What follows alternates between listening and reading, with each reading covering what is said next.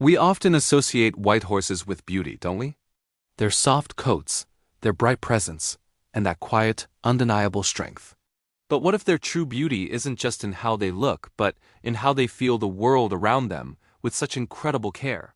This is a story about that kind of beauty. Our story unfolds on a peaceful countryside field, bathed in the gentle glow of the morning sun.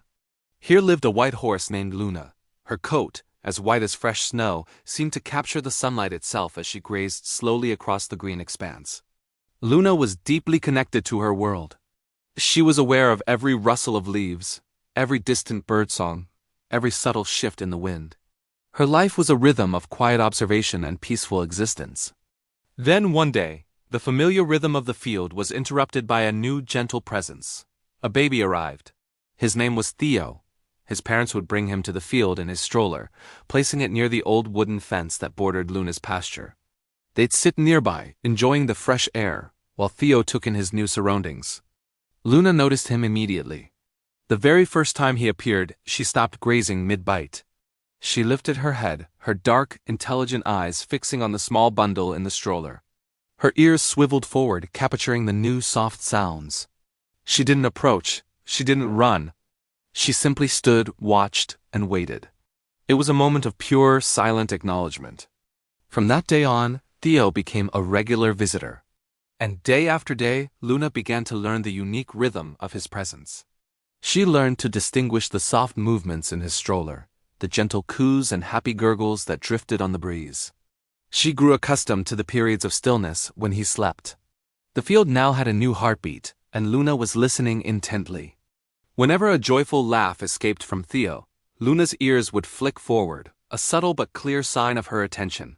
And whenever he grew quiet, falling into a peaceful nap, Luna would lower her head, her own body becoming a statue of tranquility, as if to guard his sleep. She wasn't just aware of him. She was attuned to him. Her world was now woven with the threads of his tiny existence. One particularly warm afternoon, Theo was resting on a soft blanket spread out on the grass, just a few feet from the fence. He had been watching Luna with wide, curious eyes. As he lay there, he reached out a tiny hand, his small fingers instinctively wrapping around the weathered wood of the fence rail. It was a simple, innocent gesture of connection. Seeing this, Luna began to move. She approached the fence slowly, deliberately. Each step was measured and quiet, her hooves barely making a sound on the soft earth. There was no hurry, no eagerness, just a calm, steady advance. Each breath she took was slow and even. She was a picture of gentleness. She stopped right at the fence, her magnificent head lowering with incredible grace. She brought her soft nose down, closer and closer to Theo's small hand, until they were just inches apart. She could have nudged him, could have sniffed him, but she didn't. She simply held her position, her warm breath ghosting over his skin. She didn't touch. She just stayed. In that shared stillness, a silent conversation took place, one of trust, of curiosity, and of a bond forming without a single word or touch. As the seasons turned, Theo grew. He learned to sit up on his own, his back straight and his eyes always searching for his equine friend. He would sit on his blanket for what seemed like hours, just watching Luna as she moved across the field. And something remarkable happened. Luna seemed to adjust her own pace to his attention. When she knew Theo's eyes were following her, her graceful canter would slow to a gentle trot, and then to a walk, as if she were putting on a private show just for him. The years began to pass, as they always do. Theo, no longer a baby, learned to stand, to take his first wobbly steps, and then to walk with confidence.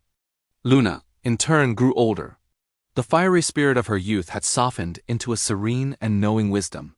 Her coat was still bright, but her movements were more deliberate, more thoughtful. But no matter how much they both changed, their ritual remained. Every time Theo came to the fence, Luna would be there. She would stop her grazing, walk over, and stand nearby. A quiet, steady, and familiar guardian. She was a constant in his young life, a symbol of peace and loyalty. Their connection was never about grand gestures. It wasn't about Theo riding on her back or feeding her treats from his hand. It was simpler, and perhaps much deeper than that. It was about the shared silence, the mutual observation, and the comfort of a consistent, gentle presence. It's a beautiful reminder, isn't it? That sometimes the most powerful and enduring bonds are not forged through grand actions or dramatic events. They are quietly and carefully built, moment by moment, through the simple, profound act of just being there.